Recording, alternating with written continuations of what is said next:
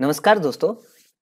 आज की इस वीडियो में हम लोग बात करेंगे डिफरेंट टाइप्स ऑफ स्टील या डिफरेंट टाइप ऑफ मटेरियल्स जिसका यूज़ करते हैं हम लोग रिफाइनरीज में, पाइपिंग्स में या कॉलम्स या वेसल्स के मटेरियल्स क्या क्या होते हैं, इसके बारे में हम लोग इस डिटेल में बात करते हैं।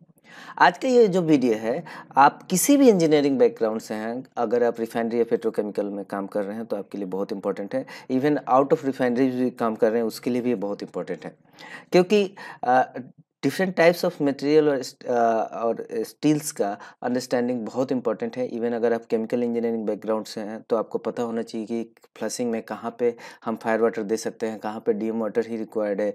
इसके लिए मटेरियल का अंडरस्टैंडिंग इंपॉर्टेंट है।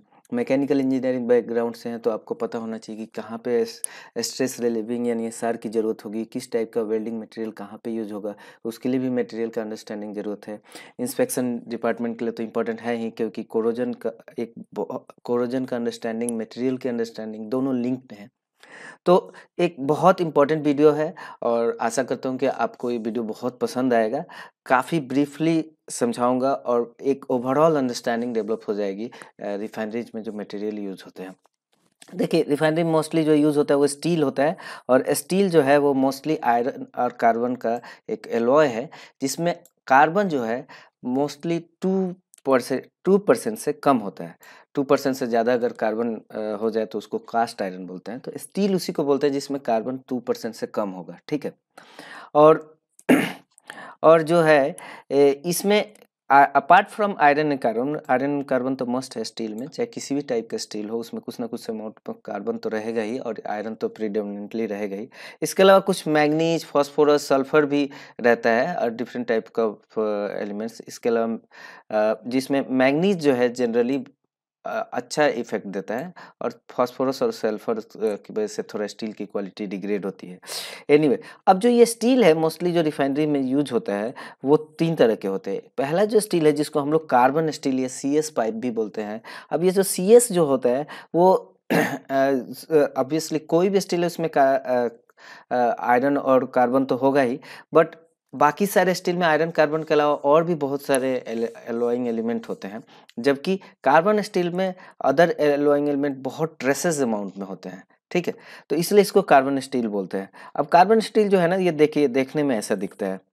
अब क्या है ना, रिफाइनरीज में मटेरियल्स को देख करके आप नहीं पहचान सकते कि कौन सा स्टील है। हाँ, कुछ स्टील्स को आप डिफ्रेंशिएट जरूर कर सकते हैं, कि बोल सकते हैं हाँ ये तो नहीं है। जैसे इसको देख करके हम बोल सकते हैं कि इसमें एक थोड़ा ब्राउनिश कलर है, तो ये स्टेनलेस स्टील नहीं हो सकता है, ठीक है। तो एनीवे, अब कार्बन स्टील भी ना 3 तरीके के होता है। 3 तरीके के, जिसमें लो कार्बन स्टील बोलते हैं, जिसमें कार्बन 0.3% से भी कम हो, ठीक है। दूसरा है मीडियम कार्बन स्टील, जिसमें 0.3% से 0.6% तक कार्बन रहता है, और उसमें थोड़ा मैग्नीज भी रहता है। मैग्नीज जो है 0.6 से 1.65% तक होता है। और हाई कार्बन स्टील उसको बोलते हैं जिसमें 0.6% से ज़्यादा कार्बन हो, और ऑब्वियसली 2% से तो कम ही होगा, क्योंकि कोई भी स्टील है जिसमें कार्बन होता है ऑलवेज 2% से कम ही होता है। अब क्या है कि जो भी ये different type of carbon steel में डिफरेंट टाइप की प्रॉपर्टीज एराइज हो जाती हैं, क्योंकि जैसे जैसे कार्बन परसेंटेज बढ़ता है ना स्टील में, तो वैसे वैसे उसका स्ट्रेंथ बढ़ता है, उसका हार्डनेस बढ़ता है, but at the same time वो ब्रिटल हो जाता है, वो जल्दी टूट सकता है, थोड़ा सा ही प्लास्टिक डिफॉर्मेशन में क्रैक हो सकता है। जबकि कार्बन कम हो तो वो क्या होता है, स्ट्रेंथ तो कम हो जाता है, हार्डनेस कम हो जाता है, बट वो डक्टाइल हो जाता है। डक्टाइल होता है तो मतलब काफ़ी प्लास्टिक डिफॉर्म होने के बाद जाके क्रैक होगा। इसलिए लो कार्बन स्टील का वेल्डिंग आसान होता है, जबकि हाई कार्बन स्टील का वेल्डिंग आसान नहीं होता है। तो तो ये जो सारे जो प्रॉपर्टीज है ना, टफनेस, स्ट्रेंथ, हार्डनेस, इसके लिए ऑलरेडी मैंने एक वीडियो बना रखा है। वीडियो का लिंक आप देख सकते हैं डिस्क्रिप्शन में। एनीवे, तो अब क्या है कि ये जो कार्बन स्टील है, कार्बन स्टील में भी जनरली लोग सोचते हैं कि कार्बन स्टील में स्ट्रेस रिलीविंग नहीं होता है, एसआर जनरली एलॉय स्टील में आता है, बट नहीं, एसआर कार्बन स्टील में भी आता है। और कार्बन स्टील में जो एसआर होता है वो मोस्टली जहाँ पे H2S कंटेनिंग प्रोसेस फ्लूइड है, जैसे अमीन का सर्विस हो, कॉस्टिक का सर्विस है, इस तरह के सर्विसेज में अगर सीएस पाइप भी है तो भी एसआर आता है। तो इस और इसके अलावा यहाँ पे ये भी लिखा है कि all carbon steel pipes or fitting will have, जिसका थिकनेस ज़्यादा हो, वॉल थिकनेस उसको पोस्ट वेल्ड हीट ट्रीटमेंट जिसको एसआर भी बोलते हैं उसमें ज़रूरत पड़ता है। एनीवे अब दूसरा टाइप का स्टील है। अच्छा, ये कार्बन स्टील के जो है ना रिफाइनरीज में सबसे ज़्यादा यूज होता है कार्बन स्टील, क्योंकि कार्बन स्टील जो है वो इनएक्सपेंसिव होता है, सस्ता होता है, इजीली फैब्रिकेट हो जाता है। और कार्बन स्टील जो है वो करीब करीब 200 डिग्री सेल्सियस तक और 10-12 केजी तक रेजिस्टेंस आसानी से दे देता है। लेकिन इससे ज़्यादा हाई टेम्परेचर और ज़्यादा हाई प्रेशर वाले सर्विसेज में कार्बन स्टील नहीं यूज हो पाता है। ठीक है, अगर सल्फाइड नहीं है एकदम तो up to carbon steel up to 400 degree Celsius तक भी बताया गया है कि यूज होता है। अब देखिए क्या है कि जो स्टील है ना, कोई भी स्टील है उसमें जो कोरोजन रेजिस्टेंस जो है ना वो वो बहुत इंपॉर्टेंट है कि कौन सा स्टील जल्दी कोरोड नहीं होगा, कौन सा स्टील देरी से कोरोड होगा। वो इस पे डिपेंड करता है कि स्टील जब कोई भी स्टील जब कोरोड होता है ना तो एक जो कोरोजन प्रोडक्ट बनता है ना वो एक कोरोजन प्रोडक्ट स्टील के ऊपर एक लेयर बना लेता है। ठीक है, अब इसको पैसिव लेयर भी बोलते हैं। अब क्या है कि आयरन भी कोरोड होगा तो आयरन, जैसे आयरन ऑक्साइड बना तो आयरन ऑक्साइड का एक पैसिव लेयर बन जाएगा। जैसे देखिए ये जो है ना ये पैसिव लेयर है। ठीक है, तो अब ये क्या है ना कि अगर ये लेयर अच्छा बना और इस तरह से बना कि वो स्टील पे अच्छे से एडहेरेंट हो जाए, चिपक जाए और जल्दी टूटे नहीं, तो फिर स्टील फर्दर कोरोड नहीं होता है। ठीक है, ये एक तरह से नेचुरल पैसिवेशन हो गया। ठीक है, अब क्या है कि आयरन ऑक्साइड का जो लेयर बनता है ना वो थोड़ा पोरस होता है और जल्दी टूट जाता है।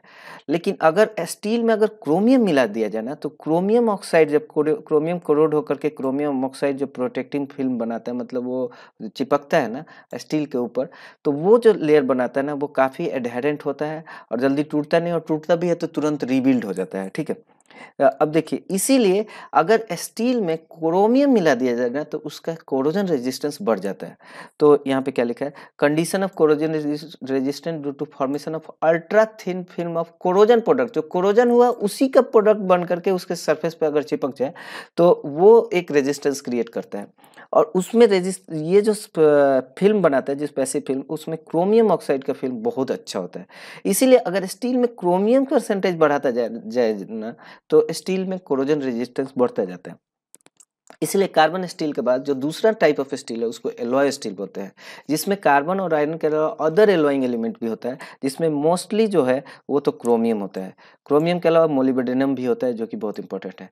और उसके परसेंटेज अमाउंट के आधार पर ना different type of alloy steel होते हैं। जैसे अगर स्टील में 1% क्रोमियम मिलाया जाए और 0.5% मोलिब्डेनम मिलाया जाए तो उसको P1 टाइप ऑफ पाइप बोलते हैं।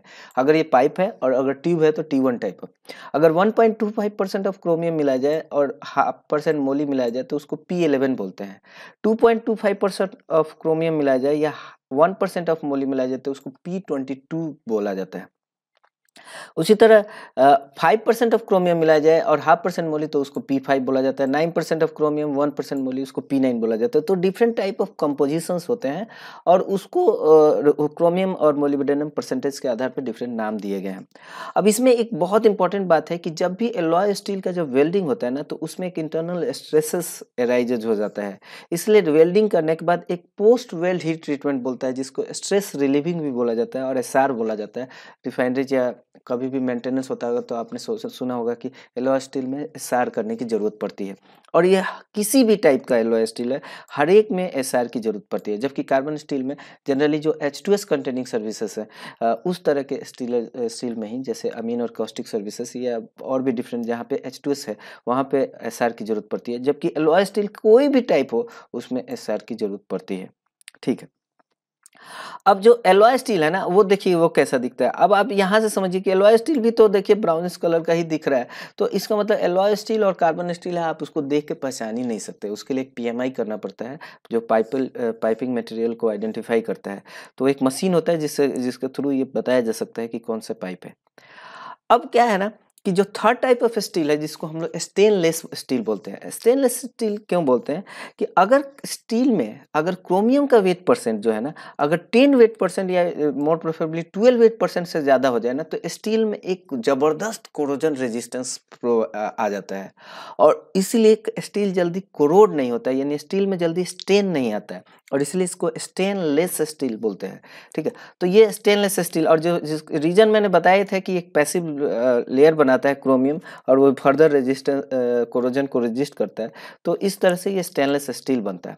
अब ये स्टेनलेस स्टील का क्या है ना कि स्टेनलेस स्टील भी ना उसका डिफरेंट डिफरेंट क्रिस्टल स्ट्रक्चर होता है, और उसके आधार पर डिफरेंट डिफरेंट टाइप के स्टेनलेस स्टील होते हैं। अब स्टेनलेस स्टील को जरूर हम लोग देख के पहचान सकते हैं कि स्टेनलेस स्टील है। ये जैसे देखिए इसमें एक अलग ही चमक होती है, ये एक सिल्वर कलर का तरह का चमक होता है, जबकि CS और AS ब्राउनिश कलर का होता है। एनीवे, तो ये स्टेनलेस स्टील भी ना 3 तरह के होते हैं: ferritic stainless steel, austenitic stainless steel और मार्टिनिस्टिक स्टेनलेस स्टील। ऑस्टेनिटिक, फेरेटिक और मार्टिनिस्टिक। अब क्या है कि दो अलग अलग टाइप के स्टेनलेस स्टील का अलग अलग क्रिस्टल लैटिस है। जैसे फेरेटिक स्टेनलेस स्टील का बॉडी सेंटर्ड क्यूबिक है, ठीक है, जबकि ऑस्टेनिटिक स्टेनलेस स्टील का face centred cubic crystal lattice है। तो अब देखिए कि जैसे अब इस तीनों टाइप को समझने के लिए ना एक बार ये आयरन कार्बन फेज डायग्राम है, ये देखिए। जनरली जब स्टील मैन्युफैक्चरिंग होता है तो स्टील तो काफ़ी मोल्टन फेज में ये आयरन कार्बन, ये जो एलॉय होता है मोल्टन फेज पे हाई टेम्परेचर पे होता है, और जब आप उसको ठंडा करते जाते हैं ना तो डिफरेंट फेजेस क्रिएट होते हैं। जैसे यहाँ पे देखिए इस टेम्परेचर पे इस कंपोजिशन पे ऑस्टेनाइट फेज आएगा, फिर उसको नीचे और कर दो तो यहाँ पे आप देखो फेराइट प्लस सेमेंटाइट, ये अलग अलग टाइप के फेजेस आते हैं, ठीक है, जो कि अलग अलग क्रिस्टल लैटिस बनते हैं।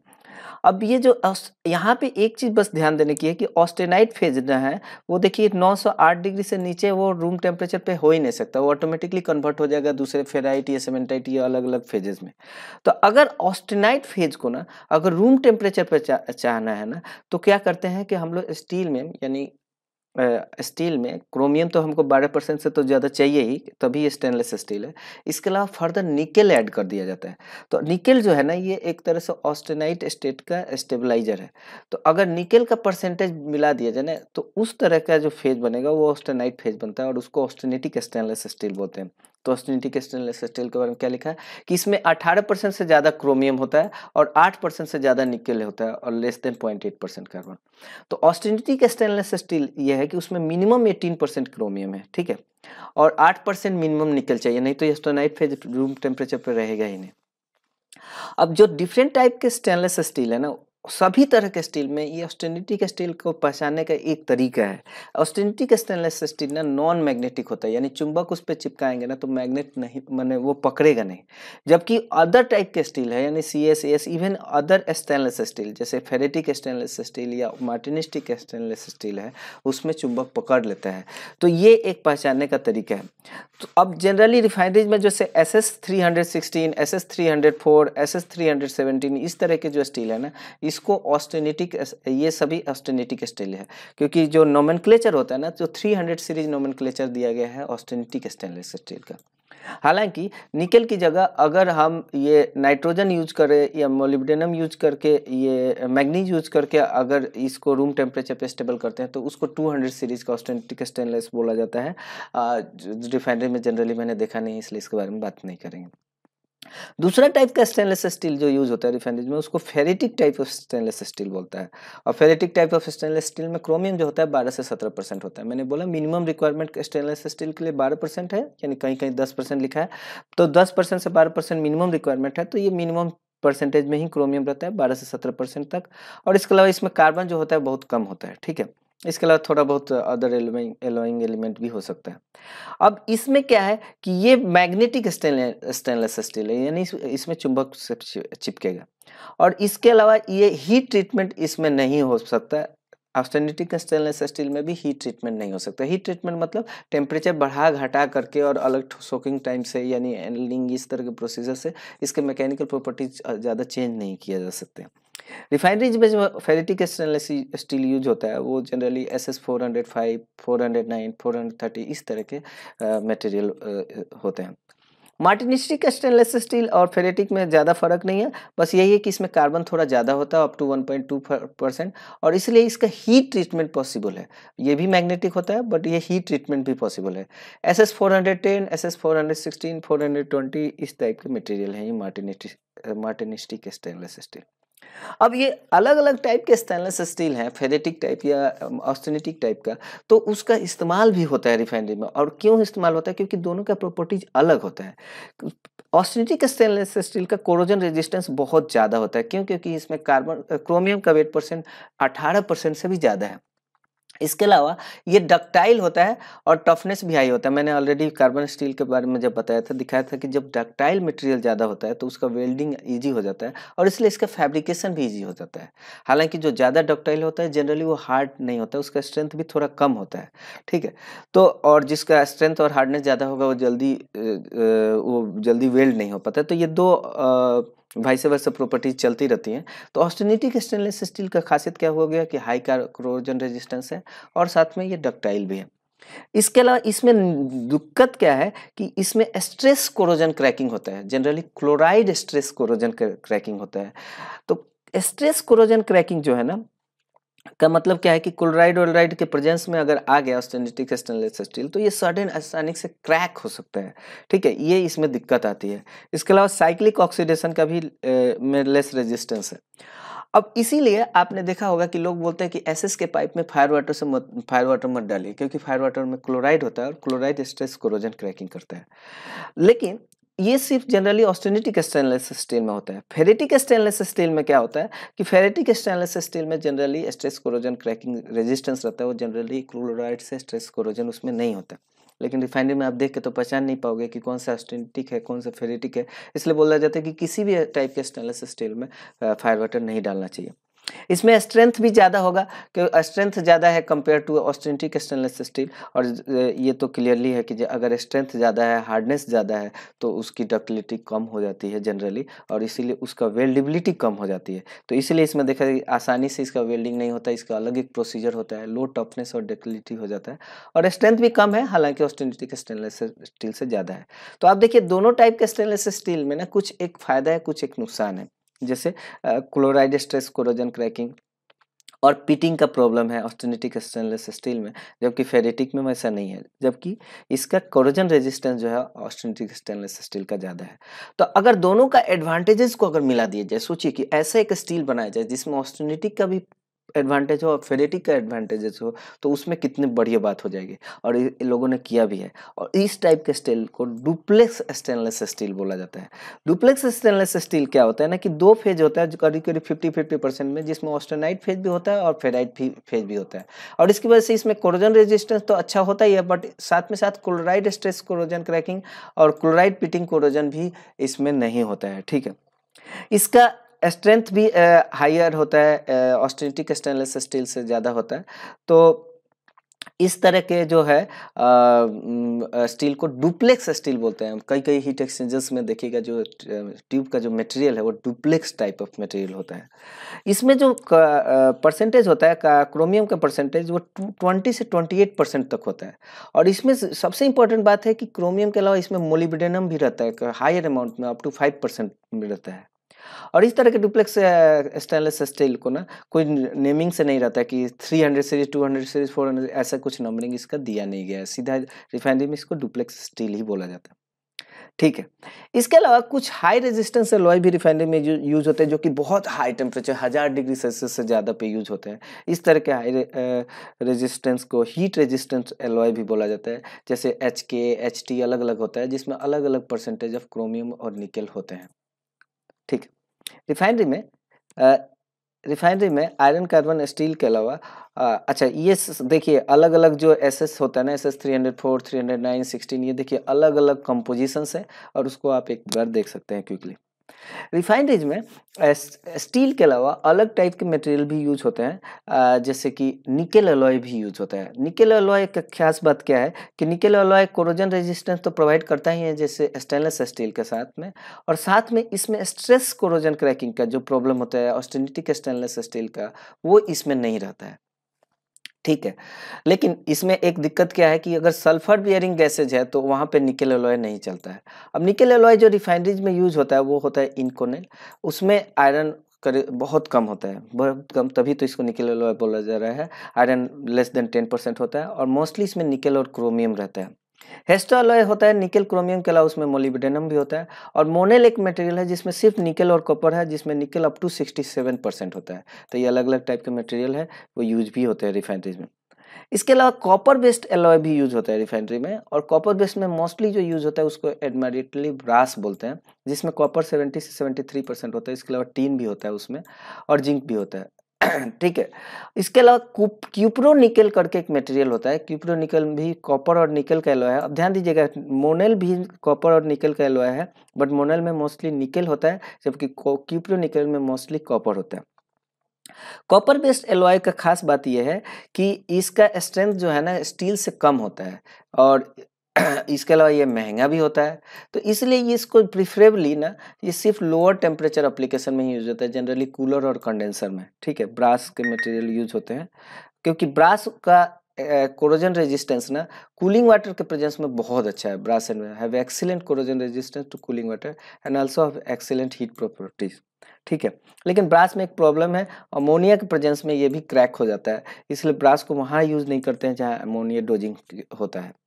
ठीक है, तो इसमें भी डिफरेंट टाइप के जो कॉपर एलॉयज हैं उसका कंपोजिशन यहाँ पे दिया गया है। तो आशा करता हूँ कि ये वीडियोज आपको पसंद आया होगा। मैंने काफ़ी briefly different type of materials को डिस्कस किया था। वीडियो आपको पसंद आए तो ज़रूर कमेंट्स कीजिएगा और शेयर कीजिएगा। वीडियो देखने के लिए धन्यवाद।